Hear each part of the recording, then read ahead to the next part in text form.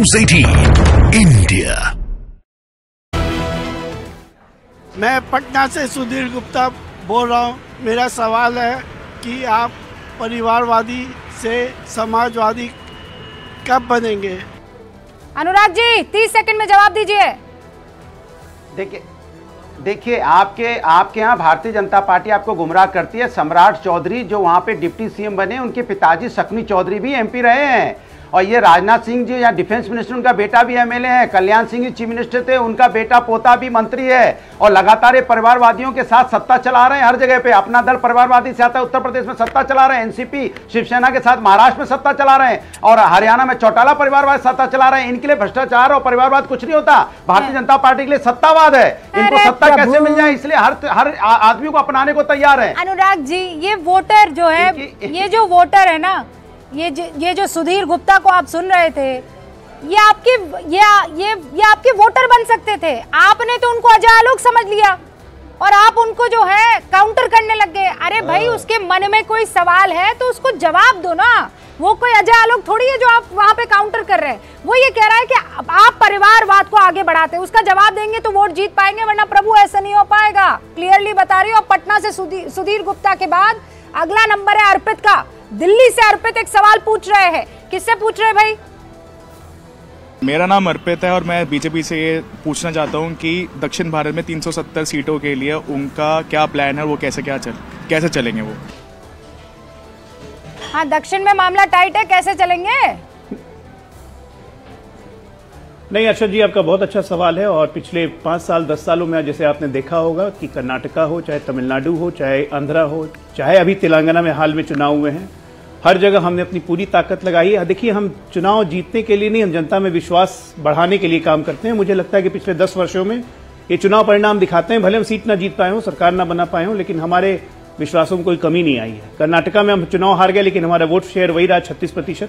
तेलंगाना में हम 7 से बढ़ के 14% हो गए। आंध्रा में भी हमारा गठबंधन अच्छी तरह से वर्कआउट कर रहा है और हमारा वोट परसेंटेज भी बढ़ेगा। तमिलनाडु, केरला में आप देखिएगा 2024 का सबसे बड़ा सरप्राइज दक्षिण में तमिलनाडु और केरला से आएगा। मुझे लगता है अर्पित और सुधीर जी, आपको अपने अपने जवाब मिल गए होंगे। अब वारिस भाई, सवाल आपके लिए भी था, लेकिन कुछ तकनीकी खामी है, वो सवाल आप तक नहीं पहुंच रहा है। आप कहें तो मैं व्यूअर का वो सवाल आपसे पूछ लूं। पूछ लो, सवाल पूछो, जवाब देंगे। पर गारंटी नहीं है कि मैं आपका वोटर बनूंगा। अरे गारंटी, हमको आप वोट डालेंगे। देखो, हमको यकीन है आपके दिल में ऐसा आएगा कि इस मर्तबा आप विकल्प के तौर पर एमआईएम को वोट डाल देंगे। जहां भी राजस्थान में खड़े होंगे तो वहां डाल देंगे, दिल्ली में होंगे तो वहां डाल देंगे। अच्छा, ये दोनों को आप वोट नहीं देने वाले। मुझे व्यूअर का सवाल ये है कि आप सिर्फ मुसलमान की ही तस्बीह क्यों करते हैं? हिंदुस्तान में बाकी धर्म नहीं है क्या?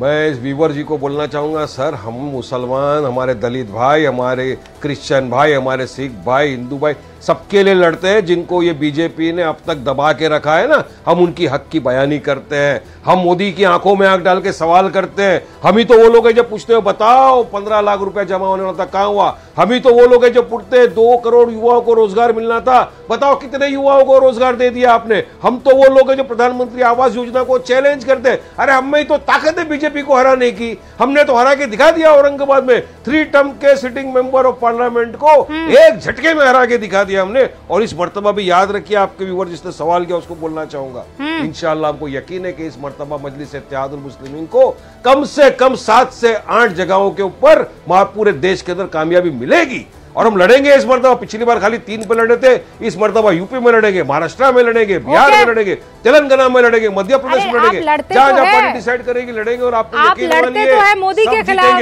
लेकिन जिता जाते हैं मोदी को। माशाल्लाह, ये ऐसी नफरत तो मोदी जी चाहेंगे कि रोज करे मुझसे। ऐसी नफरत तो अनुराग भदौरिया चाहेंगे, भाई ऐसा है हमसे कर लो ताकि हमें ही जीत जाए। अरे ये तो कांग्रेस की ये अलायंस की वजह से मोदी जी जीत रहे हैं, क्योंकि ये आइडियोलॉजिकल लड़ाई नहीं लड़ रहे हैं मोदी जी के साथ में। मैं 30 सेकंड आप सबको दे रही हूँ। बड़ा आरोप लगा रहे हैं समाजवादी पार्टी के अनुराग भदौरिया। पहले 30 सेकंड में जवाब दीजिए। आप लोगों की वजह से मोदी जीत रहे हैं, अलायंस ना होता तो ना जीतते। यूपी में देखो ना कितनी बार अखिलेश हार गए। चेहरा कुछ है, बात कुछ करते हैं, कहते कुछ हैं। और वो करना कुछ और चाहते हैं। तो सबको पता है इस देश के अंदर में कौन ऐसे दल है जो भारतीय जनता पार्टी की सपोर्ट की बात करते हैं। वो कभी भी भारतीय जनता पार्टी के खिलाफ नहीं बोल सकते, वो जब भी बोलेंगे विपक्ष के खिलाफ बोलेंगे। तो जो विपक्ष के खिलाफ बोलता है तो समझो उसकी नीयत क्या होगी, और आप समझ लीजिए वो चाहता क्या है।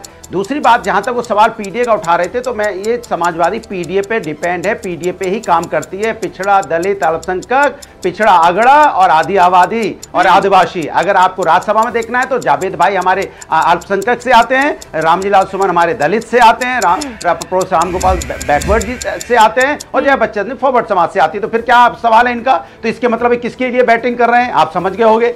जब ये पीडीए नहीं समझ पा रहे थे बैटिंग तो किसी की कर रहे हैं ना। आपको फिर क्यों आ रहे? ये पीडीए एनडीए को मूर्छित करेगा। एमपी आ रहे, उसके बाद में हारते जा रहे हैं। देखिए, हराने के लिए अकेले मैं आपको याद दिलाता हूं, आपके दर्शकों को भी याद दिलाता हूं। मैं बोलूं? हमारी वजह से जीत रहा है क्या? मैं आपके दर्शकों को भी याद दिला देता हूं। अभी आपने सवाल पूछा था विकास पे कोई बात नहीं कर रहा है। इस पूरे महागठबंधन महाघमंडियों का विकास के बारे में क्या नजरिया है, बस याद दिलाता हूं आपके दर्शकों को। आप भी थी वहां पे उसमें, इसलिए आपको भी याद होगा। विकास गांडो ठायो छे, किसने कहा था 2017 में गुजरात में? विकास गांडो ठायो छे। देश में अगर गुजरात विकास नहीं कर रहा था तो उस वक्त राहुल गांधी को नहीं दिख रहा था, और ऐसा दिखा 17 के बाद कि 22 में चुनाव कैंपेन तक में नहीं गए। जनता ऐसे सबक सिखाती है ऐसे आदमियों को। ये जो बैठे हुए हैं ना, इनको भी।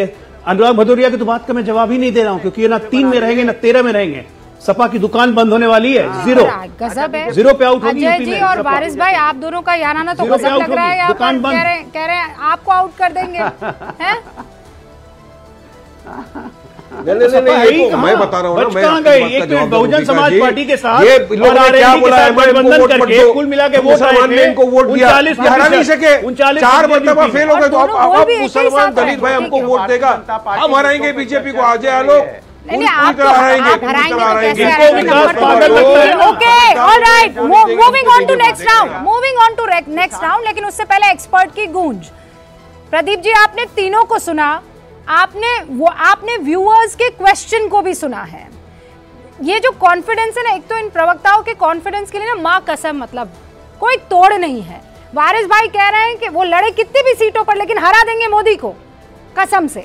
अनुराग भदौरिया कह रहे हैं हम है ना यहाँ पर, पीडीए हरा देगा एनडीए को। अजय आलोक का कॉन्फिडेंस अलग ही 7वें आसमान पर है। आप देखिए, नेता जो बोल रहे हैं और जनता जो सवाल पूछ रही है, उनकी क्वालिटी का अंतर देखिए।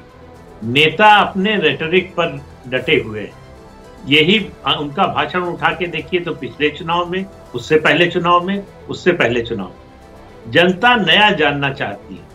नया क्या है आपके पास, विकल्प क्या है आपके पास, क्या अलग करेंगे आप जिसके भी विरोध में हैं, जहां भी, उससे बेहतर क्या करेंगे, ये आपको बताना पड़ेगा और प्रभावी ढंग से बताना पड़ेगा कि लोगों को विश्वास, और उसका पूरा मौका दिया जाएगा। गूंज में इसीलिए तो कम मेहमान हैं, लेकिन बोलने का पूरा मौका है।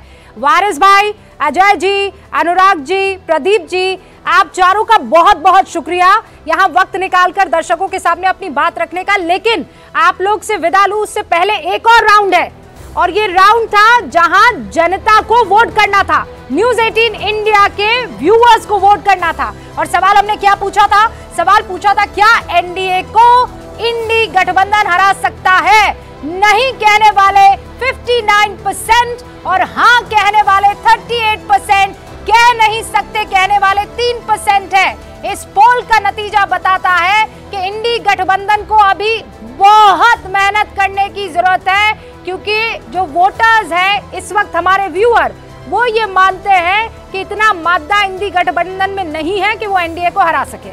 अब गूंज में हम रुक रहे हैं कुछ देर के लिए। आप सभी हमारे साथ जुड़े उसके लिए बहुत बहुत शुक्रिया। कल फिर हाजिर होंगे। आपका हर एक वक्त, हर एक सेकंड हमारे लिए कीमती है, और इसीलिए एक नए तरीके की गूंज, एक नए तरीके का डिबेट शो आप रोज शाम 5 बजे देखेंगे न्यूज़ 18 इंडिया पर। नमस्कार।